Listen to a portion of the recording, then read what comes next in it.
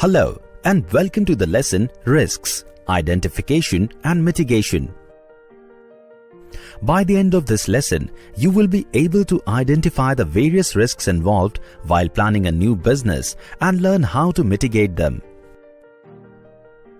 To understand this better, let's look into a situation. This is Omar,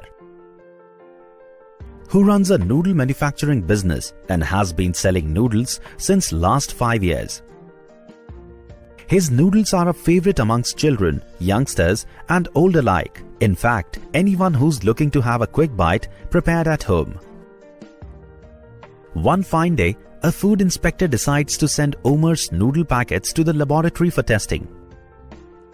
The lab results indicate that his noodles contained MSG, a controversial flavor enhancer added to many types of foods. According to the Food Safety Rules 2011, MSG was not to be added to almost 50 food items including pastas and noodles. It could just be added as a seasoning used for pastas and noodles.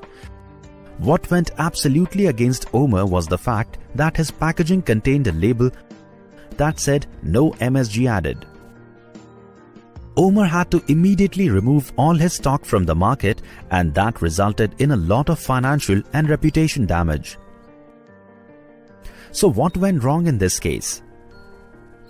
What Omar failed to do was to assess the business risks attached to operating in a food market where health and safety are in focus. Let's understand what business risk is. It is the possibility of a business making losses due to uncertainties like increase in competition, changing needs of the consumers, changes in government policy, environmental factors, etc.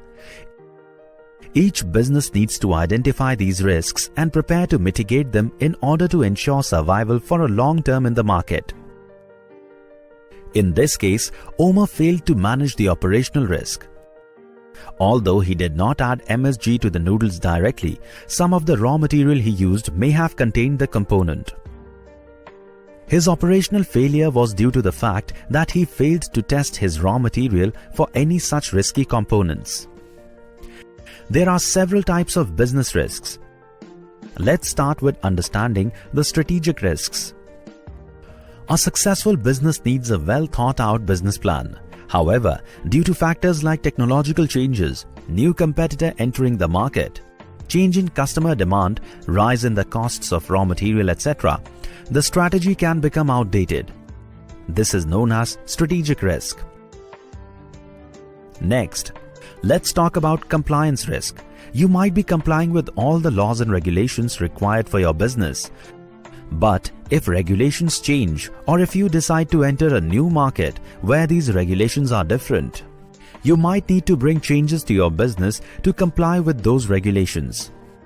This is known as compliance risk. Then there is financial risk. Most business risks lead to financial losses. Financial risk refers specifically to the money flowing in and out of your business and the possibility of a sudden financial loss. Delay in a payment by a customer, a big loan for which you need to pay a lot of interest, etc., can all lead to increased financial risks. Another very critical risk to consider is the reputational risk. In a business, reputation is very important. If you lose your reputation due to a lawsuit or low quality products, your reputation will get impacted and you will suffer loss of money and customers. People working for you will also feel let down and might not want to work for you anymore. This might eventually lead to closure of your business. Last but not the least is operational risk, which refers to an unexpected failure in your company's day-to-day operations. It could be a technical failure or could be caused by your people or processes. This might have a big impact on your business, as if you're not able to meet customers' demand. You may face financial losses and your reputation might be damaged. This is the risk Omar failed to identify and hence suffered a tremendous loss. Omar soon realizes what went wrong and decides to renew and rebuild his image and brand from scratch. He came back in the market with more focus on health and safety and also started analyzing risks at a very early stage.